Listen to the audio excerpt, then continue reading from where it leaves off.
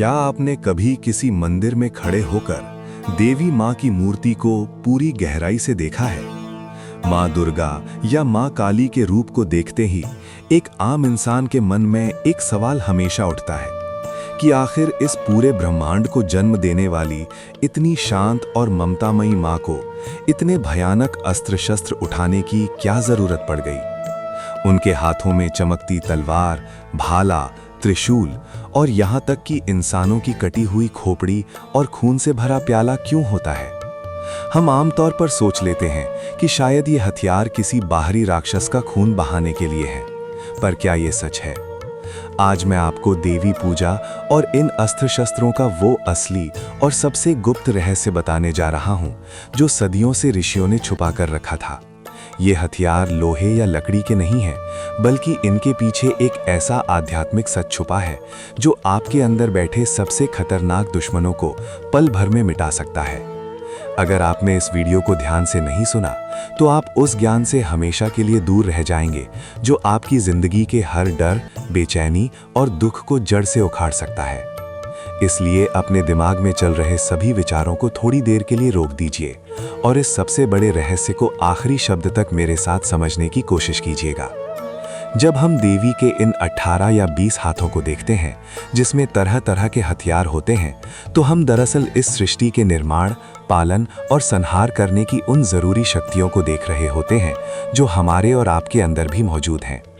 हमारी जिंदगी में हमारे मन में चलने वाला डर, गुस्सा, लालच, अहंकार और मोह ही वो असली राक्षस हैं जिन्हें मारने के लिए हमें इन दैवीय हथियारों की जरूरत पड़ती है। आइए एक एक करके इन अस्त्र शस्त्रों के असली मतलब को समझते हैं।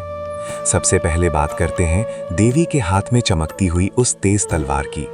ये तलवार दरअसल हमारे परिशुद्ध मन और ज्ञान की निशानी है।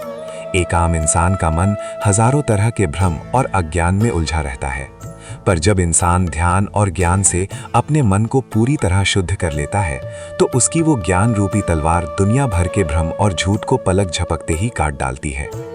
उसी तरह देवी के एक हाथ में जो चक्र होता है, जिसे हम सुदर्शन चक्र भी कहते हैं, वो धर्म और ऐसी आध्यात्मिक दृष्टि का प्रतीक है जो सभी पापों की सबसे बड़ी जड़ यानी अविद्या और अज्ञान को जड़ से काट डालता है। इस चक्र के घूमने का सीधा सा मतलब है कि इस दुनिया में अधर्म कितना भी शक्तिशाली क्यों ना हो जाए, उस पर धर्म की जीत हमेशा पक्की होती है। आपने देवी के एक हाथ में भारी भरकम गदा भी देखी होगी। ये गदा किसी को चोट पहुंचाने के लिए नहीं है।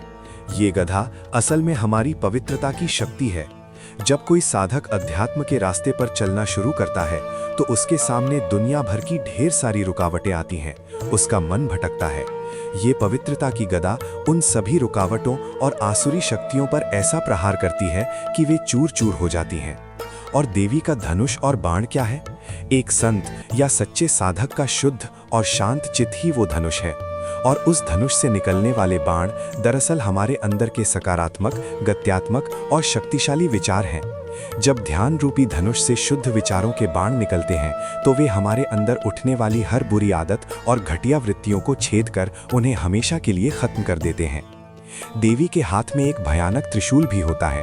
ये त्रिशूल दिखने में भले ही खतरनाक लगे, पर अध्यात्म के रास्ते पर ये उस अंतर्दृष्टि और ज्ञान का प्रतीक है जो इस दुनिया को बांधने वाली 3 सबसे बड़ी दीवारों को तोड़ देता है। ये 3 दीवारें क्या हैं?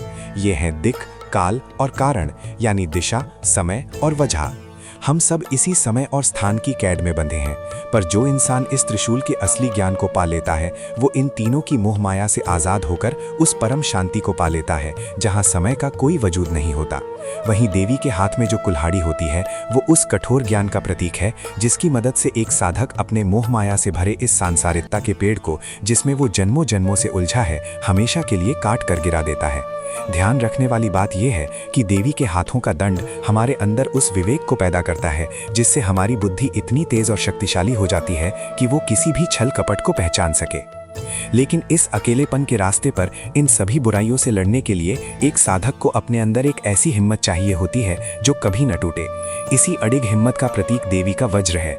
वज्र का मतलब है एक साधक की ऐसी निष्ठा और श्रद्धा जिसे इस दुनिया की कोई भी लालच या डर हिला नहीं सकती। जब बुरी ताकतें और नकारात्मक विचार आप पर हमला करते हैं तो देवी के हाथ की ढाल ही आपको बचाती है। ये ढाल भक्तों को मन के अंधेरे और आसुरी शक्तियों से सुरक्षा देती है। और जो भाला या शक्ति देवी के हाथ में होता है वो एक ऐसी क्षमता है जो हमारे दिल और दिमाग में छुपे हुए नकारात्मक और बुरे गुणों को ढूंढकर उनका पूरी तरह विनाश कर देती है।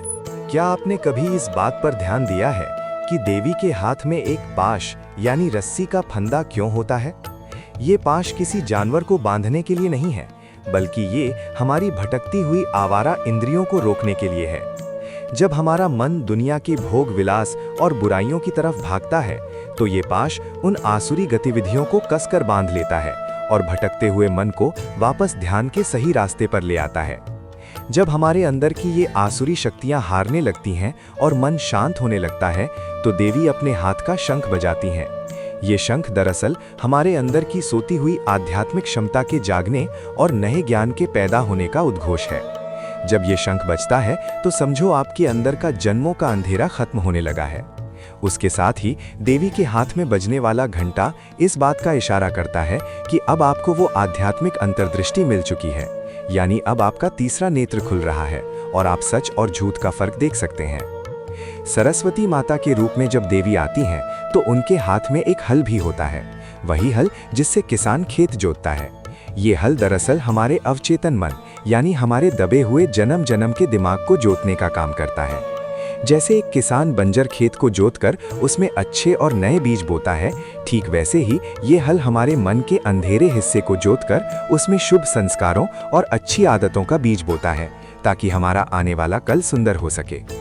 एक और अस्त्र जिसे देखकर आम लोग सबसे ज्यादा हैरान होते हैं वो है देवी के हाथ में सुरापात्र यानी मदिरा या शराब का प्याला।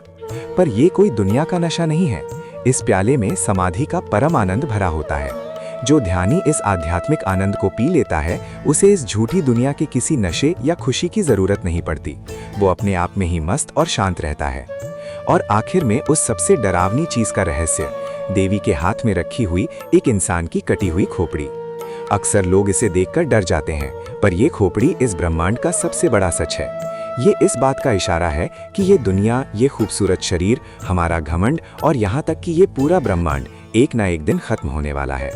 ये खोपड़ी पूर्ण वैराग्य का प्रतीक है। जब इंसान को ये बात गहराई से समझ आ जाती है कि सब कुछ आखिर में मिट्टी में मिलने वाला है, तो उसके अंदर का सारा लालच और मोह खुद ब खुद खत्म हो जाता है। इस तरह जब हम देवी के इन असली और गुप्त अस्त्र शस्त्रों को सिर्फ मूर्ति में देखने के बजाय अपने अंदर उतार लेते हैं, तो हमारा मन और हमारी आत्मा इतने शक्तिशाली हो जाते हैं कि इस दुनिया की कोई भी परेशानी, दुख, बीमारी या डर हमारा एक बाल भी बांका नहीं कर सकता। असली युद्ध हमारे बाहर नहीं, हमारे दिमाग में हर पल चल रहा है। और देवी के ये हथियार उस अंदर के युद्ध को जीतने का और अमर होने का सबसे बड़ा और असरदार रहस्य है।